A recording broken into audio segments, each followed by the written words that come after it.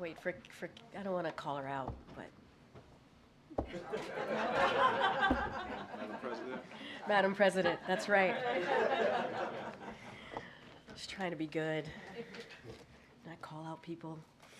All right, good afternoon. As President Biden said during his campaign, no one should be in jail for using or possessing marijuana. That's why in 2022, President Biden requested that DOJ and HHS review how marijuana is scheduled under federal law. Today, the administration is taking a major step toward reclassifying marijuana from a Schedule I to a Schedule III drug under federal law. If finalized, marijuana will no longer hold the higher level classification it currently holds over fentanyl and meth, drugs driving our nation's overdose epidemic. And it will remove burdensome, long-standing barriers to critical research. This announcement builds on the work President Biden has already done to pardon a record number of federal offenses for simply possessing marijuana. His categorical pardon for federal offenses of simple possession in October 2022 and December 2023 lifted barriers to housing, small business loans, and more for thousands of Americans. The reality is, while white, black, and brown people use marijuana at similar rates, black and brown people have been arrested, prosecuted, and convicted at disproportionately higher rates. The president's actions today further his commitment to reverse long-standing injustices and to right historic wrongs. Next, I want to talk about as part of our series of engagements this week, we are marking the 70th anniversary of the landmark Supreme Court decision Brown v. Board of Education. Today, President Biden met with plaintiffs and their family members at the White House. Among those the president met with include Adrian Jennings Bennett, a plaintiff in one of the original cases, Boiling v. Sharp, that was argued alongside Brown v. Board, and Cheryl Brown Henderson, one of the daughters of the lead plaintiff, Oliver L. Brown, in the Brown v. Board. The delegation represents litigants from the 5 cases that were combined under Brown v. Board of Education and heard before the Supreme Court, as well as the NAACP President Derek Johnson and other leaders of the NAACP were critical in fighting for these and other hard-won freedoms for Black Americans. The president was proud to participate in this meeting and honor the legacy of those who paved the way for progress and hard-fought rights for Black Americans, while highlighting his vision for how we must continue to build on these freedoms. Joining us today, as you can see from my right, to say more and make some news about this administration's work to advance racial equity and opportunity for Black Americans, a senior advisor to the President and Director of the Office of Public Engagement, the former mayor of Columbia, South Carolina, Mayor Steve Benjamin. Thank you so much for coming again. All right. Podium is yours. Karine, thank you so much. Thank you, my friend. I miss being mayor, y'all. I think it was a much simpler existence at times. Today at the White House, as Karine mentioned, we're recognizing, commemorating the 70th anniversary of the landmark Supreme Court decision, Brown versus Topeka, Kansas Board of Education, becoming the law of the land, upending decades of discrimination since 1896. President Biden and Vice President Harris will continue their long-standing effort to honor the legacy of those who paved the way for progress and hard-fought rights for African Americans. This morning, he met with the plaintiffs and their families, as Karine mentioned, in the Oval Office. During the meeting, he commended them for changing our nation for the better and committed to continuing his fight to move us closer to the promise of America. Families from each of the 5 different cases that were consolidated in Brown v. Board were present today. Tomorrow, the President's going to deliver remarks at the National Museum of African American History and Culture in Washington, D.C. Here, he and the Vice President, a proud member of Alpha Kappa Alpha Sorority Incorporated, will also meet with the leaders of the Divine Nine, historically Black fraternities and sororities. On Sunday, May 19th, the President's going to deliver the commencement address at the 140th Morehouse College Commencement in Atlanta, Georgia, where today the faculty voted to confer upon the President an honorary degree. President Biden and Vice President Harris, who also, as we all know, serves as the very first HBCU graduate, first to serve as Vice President of the United States, they know firsthand the value of HBCUs, and I'm proud and very pleased to announce today that the Biden-Harris administration has invested more than $16 billion in historically black colleges and universities, which is unprecedented, a record amount. President Biden has also canceled $160 billion in student loans for over 4 million Americans, providing significant relief to all borrowers with significant impact on black borrowers. Increased the amount of maximum Pell Grants as well by $900, the largest increase in a decade, helping students from low and middle income backgrounds pursue their dreams of a post-secondary education. Nearly 60% of African American students are federal financial aid recipients, with an average award of nearly $5,000 per student. This is only a snapshot of what this administration has delivered as President Biden and Vice President Harris have leveraged the full force of the federal government to advance racial justice and build economic opportunity since their first day in office. As a result of their leadership, black household family wealth is up 60%. More than 2.5 million jobs have been created for African Americans, and in 2023, we hit the lowest black unemployment data on record, and that remains consistently low, as we've seen across the country. Unemployment under 4% for the entire nation for 27 months running. Very happy to be here with you. More than happy to take your questions, I think. Thank you so much for being here. So you recently met with students and faculty at Morehouse College. Can you just talk to us about the concerns they shared and how you responded? Sure, and I'll do my best to be clear and transparent, because I also promised the students I would keep our conversation as closely as I possibly could.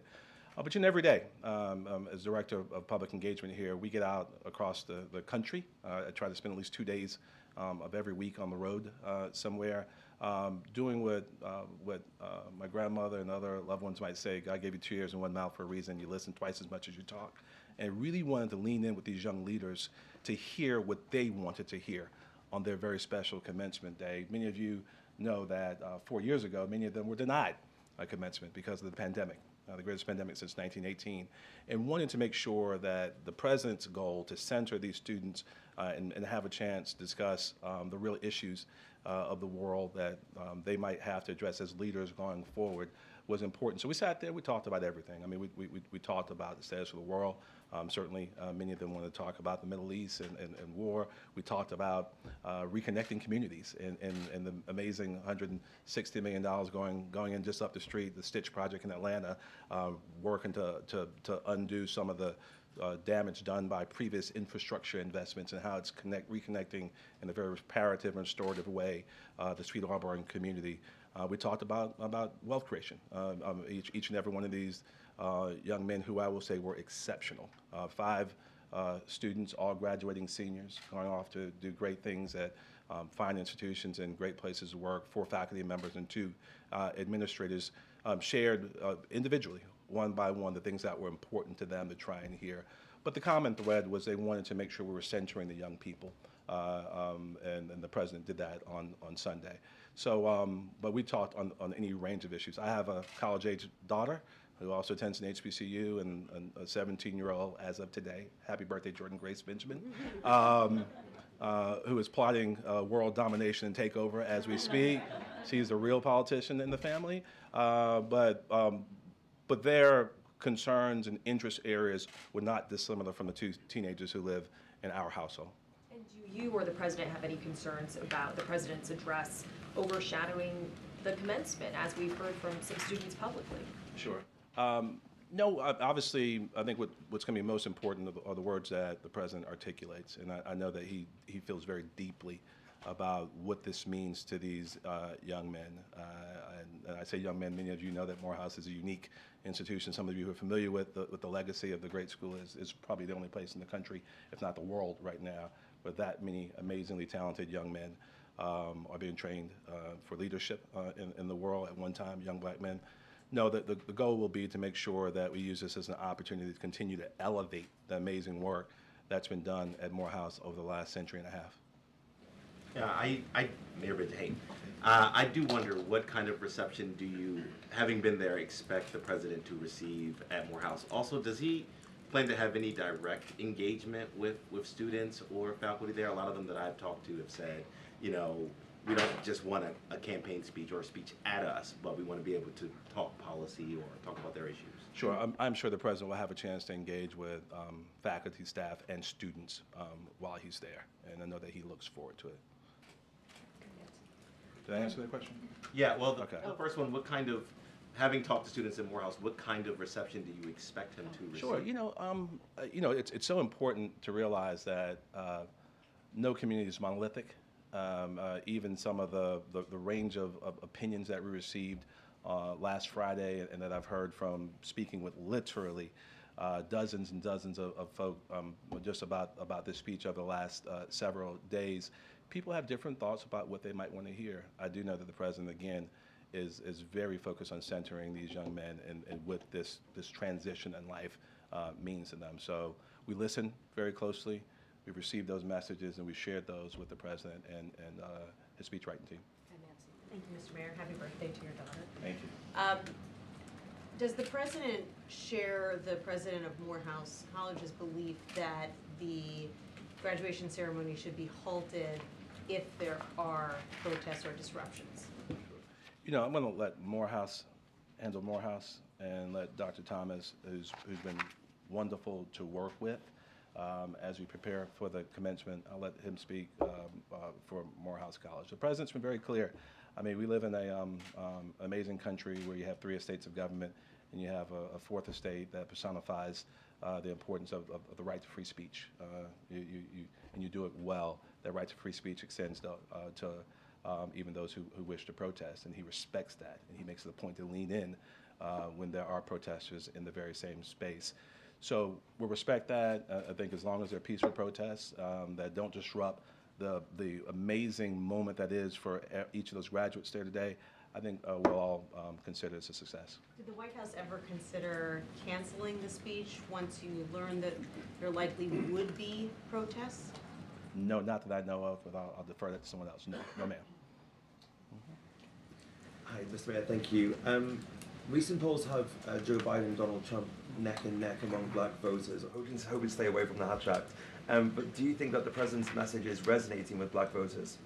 Well, you have no responsibility to stay away from the Hatch Act, but I do. Yeah. So I appreciate that. As I mentioned, I spend a great deal of time on the road. I mean, this is a wonderful citadel of democracy, D.C., the heart of the republic. But getting out and listening to people and hearing the impact of President Biden's and Vice President Harris's policies on helping change their lives inform my opinion as to where just everyday Americans stand. We're not going to talk politics. And I've had a chance to be, in Arizona, Nevada, Illinois, South Carolina, Georgia, New York, New Mexico, Illinois, Michigan, Wisconsin, Georgia, just in the last several months, and listening to people talk about the impact of amazing things like the criminal justice reforms and social reforms the president's led on how, in fact, creating access to capital and creating economic opportunity, leading to not just these precipitously low unemployment rates, but the greatest increase in number of black-owned businesses in 30 years. How we're not just talking about history like we are doing today with the Brown and related case defendants, but how indeed the president's making history every single day. That's the feedback I get from people, and I think we're gonna focus, continue on making history on this side of the table by just leading through good government and the leadership of the president and the vice president. Mayor, is there a connection between the investments that you talked about today in the HBU community and the things you've been hearing from your travels? Some of the concerns that have been expressed by students and communities across the country, especially in the last several months of the Israel-Hamas war. Is there a link between the investments and what you've been learning? Sure, no. The $16 billion number that we're releasing today is new. It's an updated number, but many of you may remember that the previous total shared publicly was $7 billion, which is also a record long before the last several months. This is consistent with the president's very clear commitment from day one of the administration to making sure that not only do we declare that equity and is a central theme, sacrosanct to this, the core of this administration, but that we actually put in place real ladders to opportunity as he seeks to build an economy from the middle out and bottom up. I mean, so this is nothing new. This is entirely consistent with the work that the president has been doing in day one, a whole of government approach, a whole of society approach that's yielding fruit. And when you talk about this kind of investment, and you're meeting with groups of students who feel frustration, does it make a difference? So I will cross the line, maybe back to the first question just briefly. As we went through, it's always important. Again, if you're going to listen, you have to listen. You can't come in talking, and you listen, you receive where people are, and you get into a real public narrative, the story of you, the story of me, and kind of where we go from here. And when you see opportunities to share these successes, and I'm not going to sit here and go through a tick list, but in every single corner of American society, you think about the president's leadership, the greatest pandemic since 1918, the greatest economic disruption many of us expected maybe since 1929, the greatest social unrest we saw after the murder of George Floyd since 1968, all wrapped up into a moment that post-Charlottesville propelled this genuinely good man to decide he wanted to help lead his country. That's all part of what has become the Biden-Harris agenda. And they've been leading from the front. As I go through those issues, and I did it last Friday with those amazing young leaders, heads were nodding. People were very much appreciative of receiving the information, and I know we're planning to go out and share it with others. Mr. Mayor, I just wanted to circle back to the meeting today in the Oval Office. The people who were there with President Biden came out and spoke with us briefly afterwards, and a few of them mentioned the work that still needs to be done and how schools are still, in many parts of the country, still effectively segregated. Did the president have anything to say about that in terms of continuing work, and did he respond to the parent ask that a holiday be made out of the anniversary of the Brown versus Ford? That request came up in our meeting before the meeting as well from one of the families of the litigants. I mean, it's important to note that the first major national holiday established in decades is Juneteenth. The president, that's his legislation. The establishment of the Emmett Till and Mamie Till Mobley Memorial in Illinois and Mississippi, also because of Joe Biden and Kamala Harris's leadership, the passing of the Emmett Till anti-lynching bill. Even some of the tough things left to do. Hopefully the passage of the George Floyd Justice and Policing Act someday, each of the elements of those bills are part of the president's executive order as it relates to federal law enforcement agencies. In his conversation, and I'm not sure, one of the speakers they may have mentioned, the president also talked to her mother, a 103-year-old litigant as well by phone. There's an acknowledgement every day with our president that we're not where we ought to be, but we're certainly not where we used to be. And every moment you have to celebrate the successes we've had, celebrating the diversity of this country and how we move forward together is a moment to celebrate. Still a lot of work to be done, but it's only going to happen with truly inspired leadership like we're getting from President Biden, Vice President Harris. Thank you, and thank you, Mayor Benjamin. The Morehouse commencement ceremony has been described as solemn, steeped in tradition. You just described it as unique. And I'm wondering how the nature of the ceremony factored into the White House's decision to have President Biden speak there at a time when there's volatility on campuses nationwide. Sure. Morehouse and all the other HBCUs. I served as a trustee at Benedict College, another proud, historically black college in Columbia, South Carolina. Again, my daughter also attends, she'll tell you, because she wears Spelman on her chest all day, every day. She is a Spelman woman. Morehouse is unique, but I dare say that every institution of higher learning is unique, and HBCUs are solemn places. Almost every one of them, but most of them birth after one of the darkest periods in world history, and certainly the darkest period in American history. So when you step onto those grounds, you're always stepping into someplace special. The president was invited to come to Morehouse, voted on by the faculty today to indeed receive an honorary doctorate, which will be conferred on Sunday. And I think, yeah, it's a special place, and having a chance to speak very directly to this very unique group of talented young men and women, young men and their families who are going to go out and help change the world. Yeah, I'm sure it did factor in his decision to make the move down there. The President of the United States receives multiple invitations to speak at multiple universities every single year, and I'm wondering if you think that even with the possibility of protests, that there's an expectation of potentially a calmer reception at Morehouse than elsewhere. I'll tell you, Morehouse is an amazingly special and dignified place.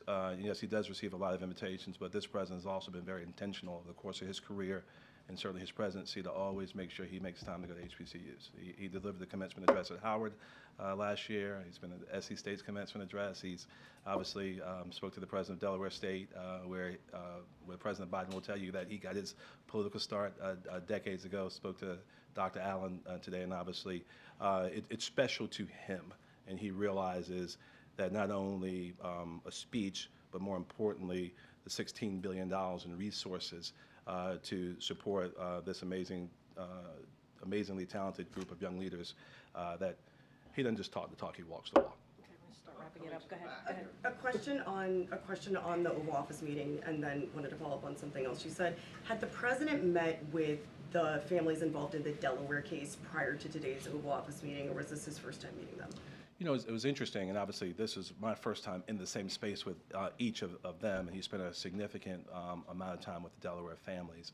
One of the ladies, a daughter of one of the litigants, indicated that the president had spent several moments on their couch over the course of his career. So he was very familiar with the case. He knows the case, but he engaged with the families in the past. And then on the question of enthusiasm for the president in the African American community, what do you chalk that lethargy up to? You know, I will tell you again. I can only speak, Francesca, to my experience. And when I get out there and we talk to people about the amazing successes of the administration under the leadership of the president, vice president, people are psyched. I mean, they're happy about these meaningful developments that are helping change the lives of people all across this country. We got to make sure, and that's a campaign job. Our job here is making sure we share the news, and hopefully in partnership with each and every one of you, that the news gets out to all the places in this very different world in which we live, in which people receive their news. So I'm looking over there. Can you make the third question, Francis? Well, you know, I just wanted to ask, are you saying that you distrust the polling that shows the president's support among the African American community is lower than it was this time 4 years ago, for instance? I can honestly tell you that I don't follow the polls. I'm your vision. Brown v. Board not only ended separate but equal, but it was a reverberation for the civil rights movement. Similarly, there's a different movement happening after the Supreme Court ruling in Harvard versus Student for Fair Admissions and with affirmative action that has created this sort of seemingly this anti-DEI, anti-equity movement that has impacted schools, businesses, and even this administration's ability to implement some of its policies. Does the president believe that he has leaned in enough on this issue, and how much can we expect him to speak to that in tomorrow's speech? Sure. Well, he has one speech tomorrow at the NAACP, and then obviously he has several speeches this weekend. The president's unapologetic about not only the principle of equity being a core value to him, but also his administration. But he continues to make sure that, consistent with his very first executive order, that every piece of policy and that comes out of the administration, as well as each of the cornerstone laws and acts, the Infrastructure Bill, the Inflation Reduction Act, the CHIPS Bill, and also the American Rescue Plan, that each of those pillars have the same core of equity, and it's led to record amounts of contracting. I think $76 billion this past year for small minority-owned businesses, record amounts in the Black community and the Latino community as well. So he's not stepping back on his commitment to equity and continues to lead in and expects his administration to do the same. All right. Okay, go ahead, Ebony. We got the last question. Okay, I want to follow up on just two comments. One, you just mentioned the 76 billion in contracts for minority businesses. But can you talk about what that looks like for Black businesses specifically? 12.1 billion. Wow, 12.1 billion. And then my second question is, earlier you were talking about that we aren't where we want to be, but we're not where we used to be. We're not where we want to be. Specifically, when the question was asked, what are the things, or are there any orders or policies, that executive orders that we can see coming from the president that can address some of these inequities in education? When we were at earlier, I was talking about how we are seeing resegregation in some of the schools. How can the administration, or is it, what could we see come from the administration to reverse that? Because there's been a reversal in many areas. Yeah, I'll try to make the answer as concise as possible, but as you can tell, I believe very much so in data and good data. You know, the challenge that we faced at the height of the pandemic, recognizing still the way that most of our education systems across the country are funded. Property taxes, local resources, not necessarily dedicated at the level that they ought to receive, even in sometimes in the same town or the same state, can make things particularly challenged. The work that the president led on, along with the vice president, to make sure that we're investing not only in HBCUs, record amounts per day, but also under the American Rescue Plan, Title I schools receiving $130 billion in funding for maintenance of equity requirements, making sure we're protecting high poverty schools from reductions in state and local funding. I mean, it's what he does every day. When I talk about not being where we used to be and also not being where we ought to be, there's this idea, and he talks about it often, you've heard him say it a million times, about the idea of America. The idea is that we all aspire to be a more perfect union, which means it's every once in a while you could take big strides, big leaps forward. Brown v. Board was a big leap forward. Today's announcement of $16 billion for HBCUs is a big leap forward. But the everyday struggles that's the hard work. That's the hard work that this president has decided that he's going to lean into every single day. Some days we'll take strides. Every once in a while, you know, it's 3 and out. Sometimes it's inches, but we're making progress towards that more perfect union. And it takes intestinal fortitude and leadership and vision of the fact that we're stronger when we're together, that diversity is our strength, and it's something that the president and Vice President Harris are very proud of. Thank you all for having me. All right? Thank you, Mayor. All right. Appreciate it. Thank you so much. Thank you. Okay, Sung-Ming. Oh, wait, let's give him a second. All right. Two topics, if I may. First, President Biden decided to block the release of the audio of his interview with the special counsel. And obviously the letter from the White House counsel laid out the reasons about the concerns of being used for political purposes. But that seems to imply that the White House is concerned that these could be politically damaging. So why not just release them, especially with this White House's commitment to transparency? Well, for one, the transcripts, as you all know, is already out there. I think the second piece of this, too, to note is that the Attorney General made it clear that law enforcement files like these need to be protected. And so the president made his determination at the request of the Attorney General. So just want to make that second point that I made really clear. The Department of Justice and the White House counsel's office have provided extensive written letters, as you all know. I'm sure some of you have read this on this issue. And like I said, that you have seen. And so when it comes to anything further or any specifics, obviously I would refer you to my colleagues at the White House counsel's office. But those are just to make that second point again very clear, this was taken by determination. The president took the determination at the request of the Attorney General, and the Attorney General wanted to make sure that that law enforcement files like these must be protected. But does the White House feel that the recording, the audio, could be politically harmful, since that point was also raised in the letter? So I don't want to dive into the specific point that you're making about the politics. I would have to refer you to our counsel's office on that. But there were determination that the president took very seriously on behalf of obviously at the request of the Attorney General, and that's how this decision was made.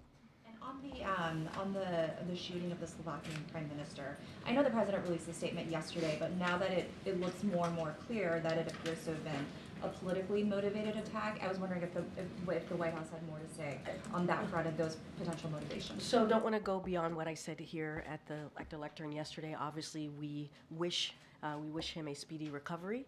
Don't want to get beyond that, and I'm glad that he's doing okay. He's doing better. Thanks, Karine. Just to follow up on what Sungmin was asking for, Speaker Mike Johnson said that President Biden is, quote, apparently afraid for citizens to hear his interview with Special Counsel Robert Hur. How is the White House responding I to would that? say the transcripts are already out there. They've been out there. They have been released to the public. The public has an opportunity to hear directly from the president and or to read and what exactly the president said.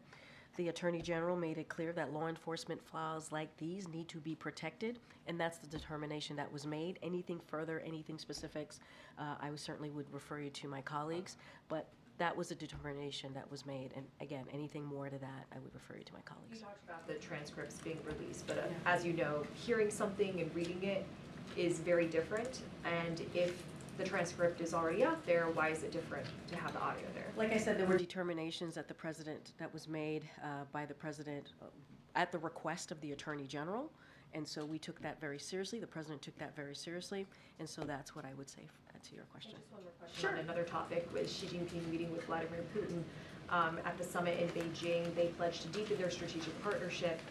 What is the U.S. assessment of the current Russia-China relationship? So I know that there was a statement, obviously that was a joint statement that was put out. Look, we don't see anything new here. I will reiterate what I said yesterday, which was we find it unacceptable that Chinese companies are helping Putin wage this war against Ukraine. We've been very clear about that. And if China purports to support peace in Europe, it cannot continue to fuel the biggest threat of the European security. And that's not just coming from us. It's coming from NATO, the EU, the G7 partners. They put out statement about this as well. So look, the statement is nothing new. It's more of the same, and we've been very clear where we stand on this. Okay, Jeff. I'd like to follow up on that, actually. You said the statement is nothing new. It was pretty anti-American. I mean, whether it's new or not, is it concerning to the White House? Look, we don't see anything new with this.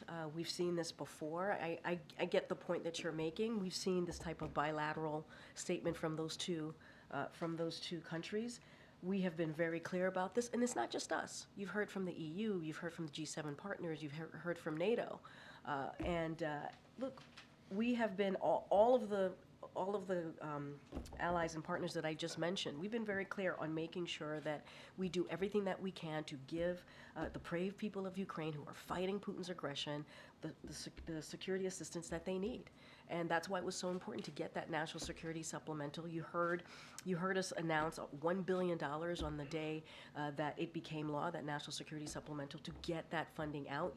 You heard from Secretary Blinken, who was just in Ukraine, and talked about giving more of that security assistance. So we've all been clear. This two bilateral relationship, obviously they stand out as two countries who are, as I said, put out this statement, but that is not the position, not just the position of the U.S. They heard it from G7, NATO, the EU. We've been very, very clear about that, and we're going to continue to stand by Ukraine as they fight for their freedom, they fight for their democracy. Does this White House / does the United States have any leverage to dissuade China from supporting Russia as much as it is? Look, I mean, we've been very clear publicly, we've been very clear privately, and we'll continue to do that.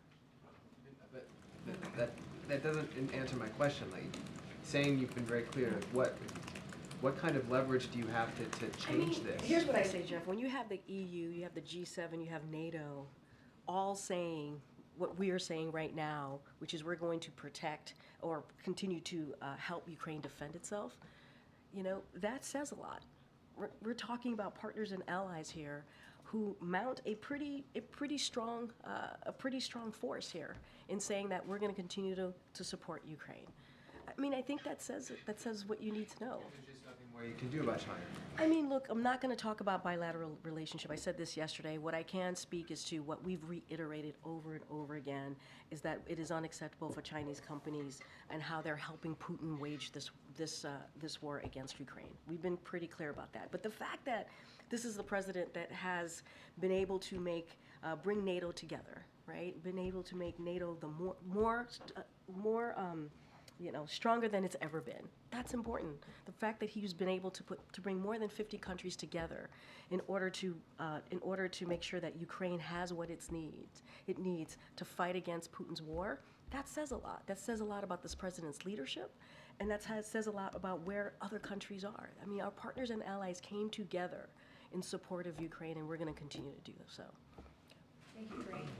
Republican Senator Mitt Romney said in an interview overnight that he believes that President Biden should have pardoned his predecessor from federal charges. And Romney argued that it's now been a win-win for Trump in his campaign and in his public profile, that he's been able to use these charges to his benefit.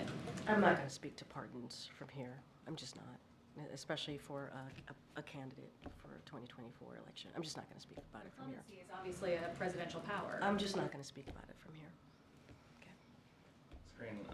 The Bureau of Labor Statistics yesterday released inadvertently some CPI data 30 minutes before they were supposed to. It came a month after it was demonstrated that an economist had been talking to Wall Street firms, and a couple years after there was some suspicious trading activity. So I'm wondering what level of concern you guys have, how confident you are in the BLS leadership, and if you think there should be an outside sort of investigation. And to your question, it was an inadvertent leak yesterday by BLS, and there was a statement that they put out. BLS has alerted the Office of Management and Budget and DOL's Office of the Inspector General of the incident. BLS takes its data seriously and security obviously seriously, and is conducting a full investigation into its procedures and controls to ensure the incident is not repeated. BLS can obviously speak more into their investigation. We have confidence that this will get done. Thank you. Two topics, if I can. Sure. Briefly on what we were talking about with Ukraine. The US today, the Treasury Department announced sanctions on Russian entities for facilitating weapons transfers between North Korea and Russia. Also today, the chair of the NATO Military Committee said that Russia was outstripping Western powers in increasing their defense industry capacity. How big an impact are these sanctions realistically likely to have? And is the US considering more sanctions that target the Russian defense industry more directly? Well, starting with your last question first, I'm not going to preview sanctions from here. That's not what we do. But I can say that to your point today, the Department of Treasury designated 5 Russia-based individuals and entities connected to the transfer of military equipment and components from the Democratic People's Republic of Korea, DPRK, to Russia. This action builds on several sanctions designations over the past year, targeting the Russia-DPRK military relationship, most recently in February 2024. Just a couple months ago. These designations highlight our resolute opposition to these continued arms transfer. We condemn Russia's veto of the UN Security Council resolution that would have extended the mandate of the UN 1718 Committee Panel of Experts, a body that documented violations of UN sanctions related to the DPRK. We will continue to examine all possibilities to counter the destabilizing Russia-DPRK partnership, but I'm certainly not going to preview any sanctions from here. Okay, and one on Israel by extension. The Houthis have threatened more actions against ships that they claim are heading for Israel, potentially even in the Mediterranean. Will the US continue operations against the Houthis if these attacks restart? So look, obviously we condemn these Houthis for these attacks and continue to take action to hold them accountable. We've been pretty consistent in doing that for the past several months. These reckless attacks by the Iran-backed Houthis have not only disrupted global trade and commerce, but also taken the lives of international seafarers simply doing their job. So we have taken significant amount of Houthi weapons. Our military is regularly destroying Houthi missiles when they're being loaded and prepared to launch, but before they can actually be fired at commercial ships as well. We will continue to act as needed to degrade the Houthi capabilities. You have again seen us do this for the past several months, and so we are committed to doing that. Okay, Karen. Thanks, Karine. I want to ask you about a topic that's getting a lot of attention. The Kansas City Chiefs kicker, Harrison Butker, is facing criticism for his recent commencement address, where he told female graduates that the most important title a woman can hold is homemaker. He was critical about surrogacy, IVF, and Pride Month, and he also criticized the president for being a Catholic who supports abortion rights. Has the president seen those comments? Does he have a reaction to that? The president's been pretty busy today, so I haven't had a chance to focus on this particular issue. I think I've heard some reports on it. Look, the president's not going to back away from supporting women and reproductive rights, reproductive health care. It is important to do that. It is important to fight for all of our freedoms, and that's what you're seeing the president do. He's not going to back away from that. And look, I can't speak to this specific thing because I haven't heard it in its entirety. But look, you have a former administration that had said, a former president that said over and over again that they were going to do everything that they can to get rid of Roe v. Wade, was successful in doing that by putting forward judges that made that happen. We saw the Dobbs decision in 2022, and what that caused is chaos. It caused women to have to do, be in a position to not get the health care that they need. I mean, should not be where we are as a country. It should not be. And then you have extreme Republicans that continue to talk about how they want to put national abortion ban. It's causing chaos. It's causing chaos for women. It's causing chaos for families. When you're saying that a family can't make a decision on IVF, that's not what this president is about. He wants to make sure that women have the right to make these incredibly difficult decisions about their health care. So families could make a decision about how they want to build and move forward with building a family. And so I can't speak to those direct comments, but what I can speak to is what the president is committed to, and he has shown that over and over again. And you have a vice president that has toured the country talking exactly about that, about how we have to protect our freedoms and freedoms of obviously reproductive health as we're speaking right now. I know you said you can't speak to the comments, Yeah. but as the president gets ready to give his own commencement address, does he think a message like that is appropriate at a commencement address? From this particular, again, I haven't heard this in context. I saw some reporting, so I want to be super mindful. Look, the president sees commencement day as such an important moment for not just the students, but for their families, obviously their loved ones, to talk about the future, to talk about how in the world that we are in now, in the world that we're in now, how do we move forward? And you'll hear themes from this president on that particular message, and he understands how critical and important, and how those messages, especially a message from the president of the United States, how much it matters. I don't want to get ahead of the president. He's going to obviously lay out and speak to his commencement address on his own, but he's done this many times before. He's done this when he's given commencement address as a senator, has done it obviously as vice president and now president, and this is an incredible, important, impactful moment. Thank you, Karine. Just now, one of your colleagues at the State Department said Israel needs to do more to prevent settlers from sacking trucks of humanitarian aid bound for Gaza. The people who are doing this sort of thing are supporters of Prime Minister Netanyahu. They're the far-right parties are part of his coalition. Is the president concerned that the Prime Minister's domestic political needs could be preventing him from cracking down on what is essentially aiding a famine?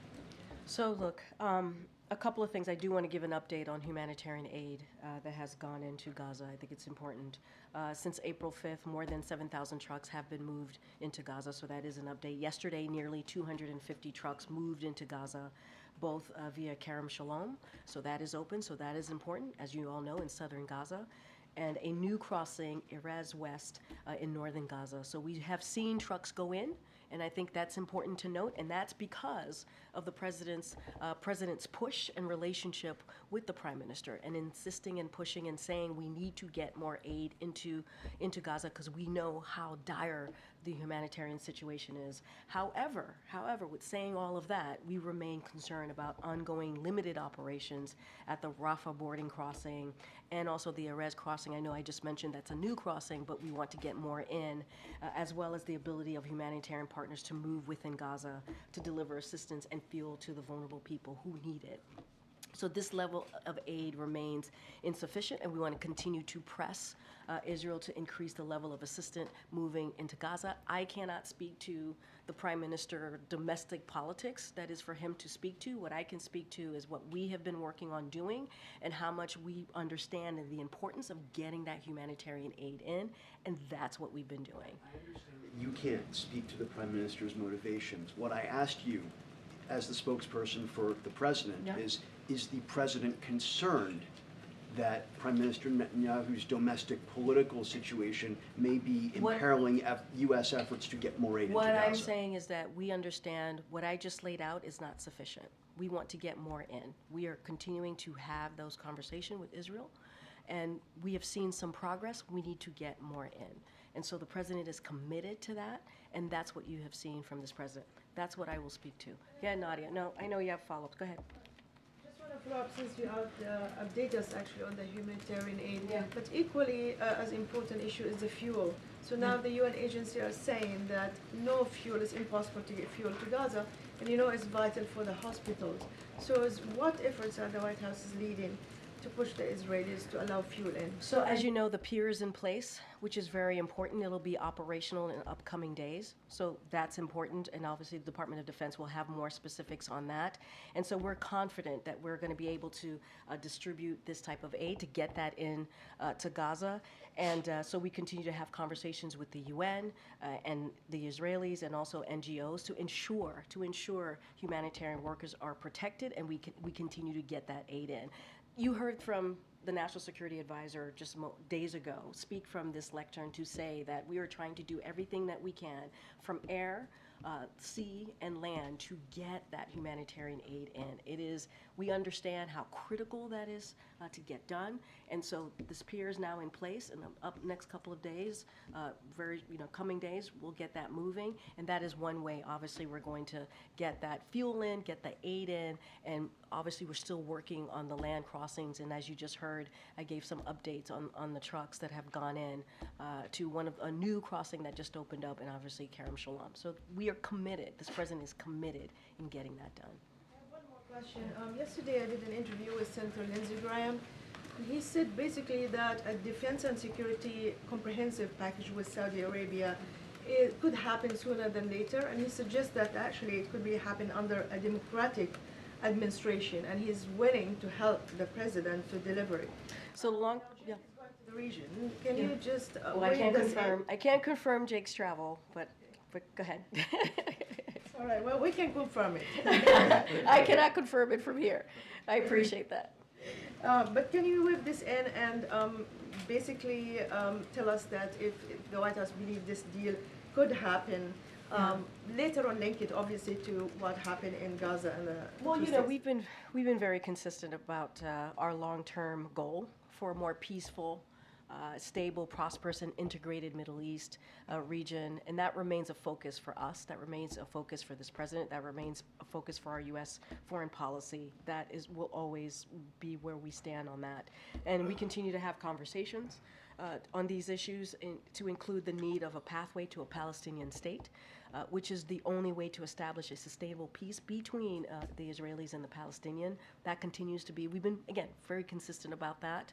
Our immediate focus remains to securing the release of hostages to make sure that we also get to a ceasefire, get that humanitarian, create an environment where we're getting more humanitarian aid in. So obviously that's our focus right now, because we understand how important it is to get those hostages home to their loved ones and to their families, to get that humanitarian aid in, and to get to a ceasefire. We want to see that. We want to get to a ceasefire.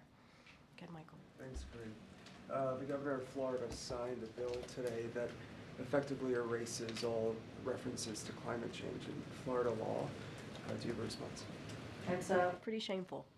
You know, the president, as you know, has been the most progressive, has done more on climate change than any other president.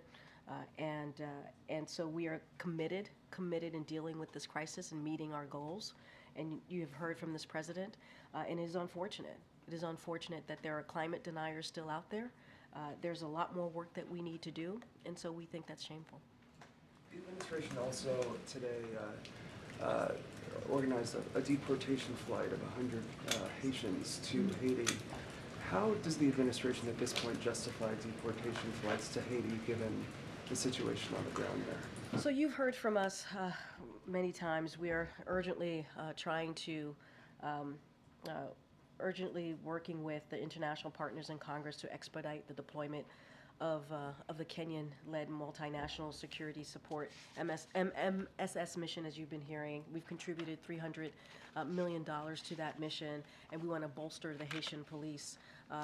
What's going on that front, and we've also led in humanitarian assistance with over $170 million since October 2022.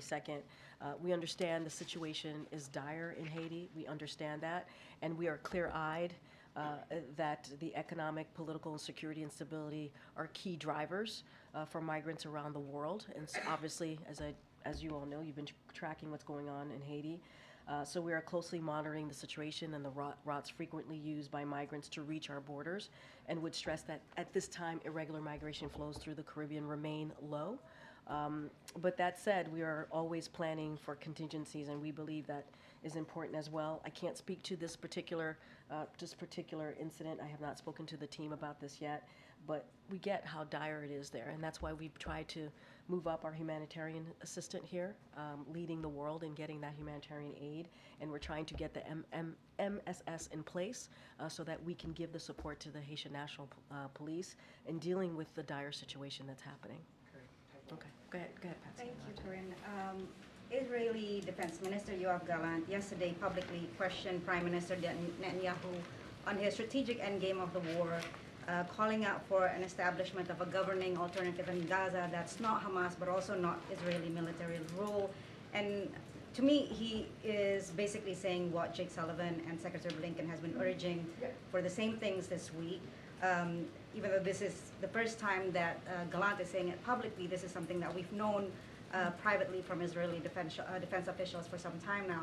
I'm just wondering about the timing of this, how Jake and then Secretary Blinken and then Gallant are all saying the same things this week. Was there any coordination of any sort? So I'm gonna let others do an analysis of the speech. That's not something I'll do from here, but we've been very clear that when it comes to the future of Gaza, we do not support an Israeli reoccupation. We've been clear from this podium, from obviously behind this lectern, and we obviously do not support Hamas governance in Gaza. So that's where we've been. We'll continue to be there.